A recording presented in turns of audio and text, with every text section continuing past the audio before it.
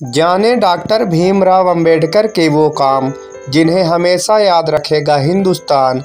Doctor Bhimrao Ambedkar ने सामाजिक, आर्थिक, राजनीतिक, शैक्षणिक, धार्मिक, औद्योगिक, संवैधानिक क्षेत्र में कई ऐसे कार्य किए हैं जिन्हें भारत में हमेशा याद रखा जाएगा।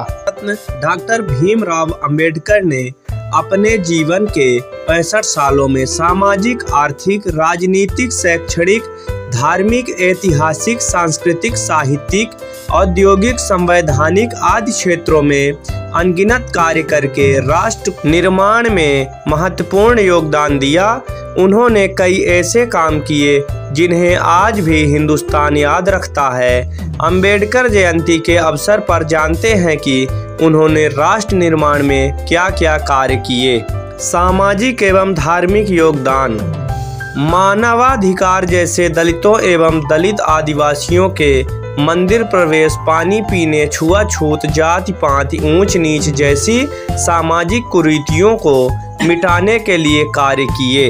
उन्होंने मनुस्मृति दहन 1927, महाड़ सत्याग्रह 1928, नासिक सत्याग्रह 1930, एवला की गर्जना 1935 जैसे आंदोलन चलाए। बेजुबान, शोषित और अशिक्षित लोगों को जागरूक करने के लिए साल 1927 से 1956 के दौरान मूक नायक, बहिष्कृत भारत, समता, जनता और प्रबुद्ध भारत नामक 5 साप्ताहिक और पाक्षिक पत्र पत्रिकाओं का संपादन किया। उन्होंने छात्रावास, नाइट स्कूल, ग्रंथालयों और शैक्षणिक गतिविधियों के माध्यम से कमजोर वर्गों के छात्रों को अध्ययन करने और साथ ही आय अर्जित करने के लिए उनको सक्षम बनाया। सन 1945 में उन्होंने अपनी पीपुल्स एजुकेशन सोसाइटी के जरिए मुंबई में सिद्धार्थ महाविद्यालय तथा औरंगाबाद में मिलिंद महाविद्यालय की स्थापना की।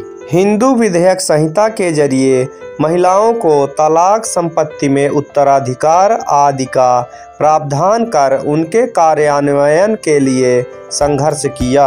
आर्थिक, वित्तीय और प्रशासनिक योगदान, भारत में रिजर्व बैंक ऑफ इंडिया की स्थापना, डॉक्टर भीमराव अंबेडकर की रचना, रुपए की समस्या, उसका उद्भव और प्रभाव और भारतीय चलन व बैंकिंग का इतिहास और हिल्टन यंग कमीशन के समक्ष उनकी साक्ष्य के आधार पर 1935 में हुई। उनके दूसरे शोध ब्रिटिश भारत में प्रांतीय वित्त का विकास के आधार पर देश में वित्त आयोग की स्थापना हुई। साल 1945 में उन्होंने देश के लिए जल नीति और औद्योगिकरण की आर्थिक नीतियां जैसे नदी नालों को जोड़ना, हीराकुंड बांध, दामोदर घाटी बांध, सोन नदी घाटी परियोजना, राष्ट्रीय जलमार्ग, केंद्रीय जल और विद्युत प्राधिकरण बनाने के मार्ग प्रशस्त किए। साल 1944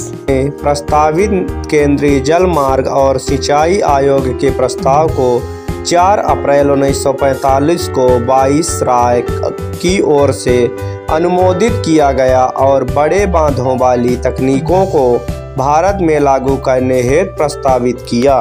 संविधान निर्माण, उन्होंने समता, समानता, बंधुता एवं मानवता आधारित भारतीय संविधान को 2 साल 11 महीने और 17 दिन में तैयार करने का अहम कार्य किया।